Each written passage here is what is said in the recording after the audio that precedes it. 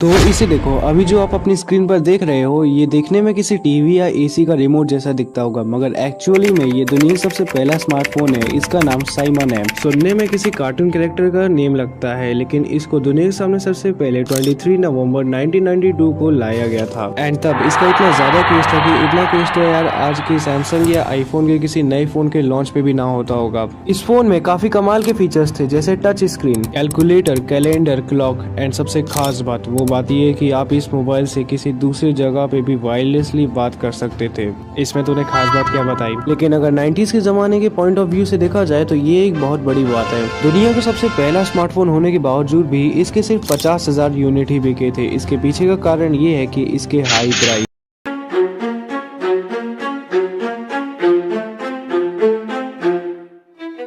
इस समय तक पूरे वर्ल्ड में जनरेटिव एआई की ग्रोथ $298 बिलियन तक पहुंच जाएगी। इस एआई का आज के ज़माने में पूरे वर्ल्ड में सिर्फ 8% का कंट्रीब्यूशन है, मगर ये इस टाइम तक बढ़ के 35% तक पहुंच जाएगी। सुपर इंटेलिजेंस एआई इस समय तक बहुत अच्छे से डेवलप होना चालू हो जाएगी और मार्स पे स्पेसएक्स अपने स्टारशिप रॉकेट भेजना चालू कर देगा और कुछ यही से मार्स एक्सप्लोरेशन की कहानी स्टार्ट हो गई।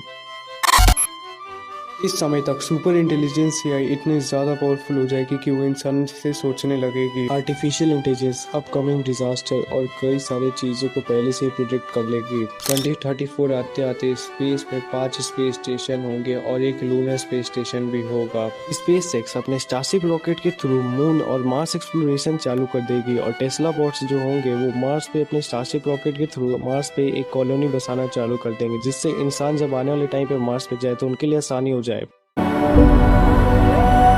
इस समय तक आर्मी और पुलिस जो होगी वो एआई रोबोट्स के थ्रू रिप्लेस हो चुकी होगी। साइंस अपने मेडिकल फील्ड में इतनी ज्यादा तरक्की कर लेगी कि इंसानों के डीएनए और सेल्स एकदम लाइव एचडी में देखे जा सकेंगे। मैन्युफैक्चरिंग और फैक्ट्रीज प्लेसेस पे अब इंसानों की जगह रोबोट्स दिखाई देंगे। दुनिया में स्पेस टूरिज्म का बढ़ावा बढ़ने लग जाएगा और इंसान जो होंगे टाइप 1 सिविलाइजेशन में तब्दील होने चालू हो जाएंगे। कई सारे कंट्रीज खुद के ही फ्री क्लीन एनर्जी बनाने की कोशिश करना चालू कर देंगे।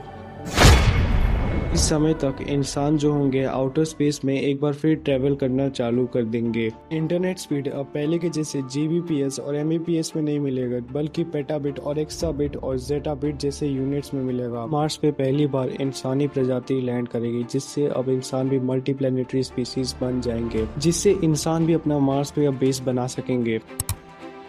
अब इंसान ब्रेन चिप्स के थ्रू जिंदा रह रहे हैं। उनके दिमाग के अंदर एक एडवांस चिप घुसा दी जा रही है जो कि उनको कंट्रोल कर रही है, जिसकी वजह से अब इंसान भी सुपर इंटेलिजेंस एआई में तब्दील हो रहे हैं। अब एआई की वजह से इंसानी दिमाग को और अच्छे से समझा जा सकता है। ये ब्रेन चिप सिर्फ इंसानों के अंदर ही नहीं, जानवरों के अंदर भी इंसर्ट की जा रही है, जिससे ये पता चले कि आने वाले टाइम में कितने जानवर अब एक्सटिंक्ट हो रहे हैं और कॉमन पेशेंट्स को भी अच्छे से अब बचाया जा सकता है। इंसानी सभ्यता अब चांद पे भी रहने लग गई है और इंसानों ने अब चांद को भी फुल्ली सिविलाइज्ड कर लिया है। इस समय तक अब पूरी दुनिया जो होगी वो नैनो टेक्नोलॉजी का यूज करने लग जाएगी, जिसकी वजह से अब कई सारे डिजास्टर का मैनेजमेंट हो सकता है और कई सारे डिजास्टर को आने से बचाया भी जा सकता है। करीब 300 मीटर वाला डायमीटर का एस्टेरॉयड धरती से टकराने वाला है, मगर घबराने की बात नहीं है। धरती से भी कुछ स्पेसक्राफ्ट भेजे गए हैं उस एस्टेरॉयड को खत्म करने के लिए। साथ ही साथ करीब 100 से भी ज्यादा एआई प्रोग्राम स्टारशिप रॉकेट धरती से लॉन्च किए गए हैं पूरे सोलर सिस्टम को एक्सप्लोर करने के लिए।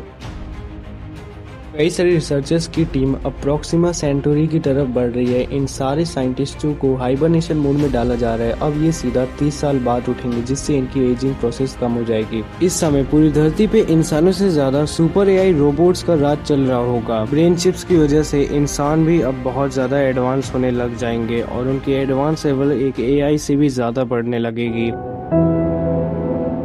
धरतीवासी एक ऐसा इंजन बनाने में सक्सेसफुल हो जाएंगे जिसकी मदद से हम धरती से मार्स तक सिर्फ 45 दिन के अंदर पहुंच सकते हैं। इंसान का इंटेलिजेंस लेवल इतना ज्यादा बढ़ जाएगा कि अब आर्टिफिशियली ब्लैक होल और व्हाइट होल क्रिएट करके उसके ऊपर सर्च किया जा सकता है। फाइनली अब इस टाइम तक सुपर स्पेस टेलीस्कोप की मदद से हमारी ऑब्जर्वेबल यूनिवर्स का एक प्रॉपर मैप निकल चुका है। इस मैप में exact wormhole black hole की लोकेशन पता है, जिसकी मदद से इंसानों की स्पेस जर्नी और ज्यादा फैसिनेटिंग हो जाएगी। धरती पे जो एआई रोबोट्स है वो इतने ज्यादा रियलिस्टिक होने लग जाएंगे कि आप इंसान और एआई रोबोट के बीच का अंतर पता ही नहीं कर पाओगे। इस एआई एरा की कहानी यही तक नहीं खत्म होती है, अभी तो ये बस शुरुआत है, पूरी पिक्चर तो अभी बाकी है।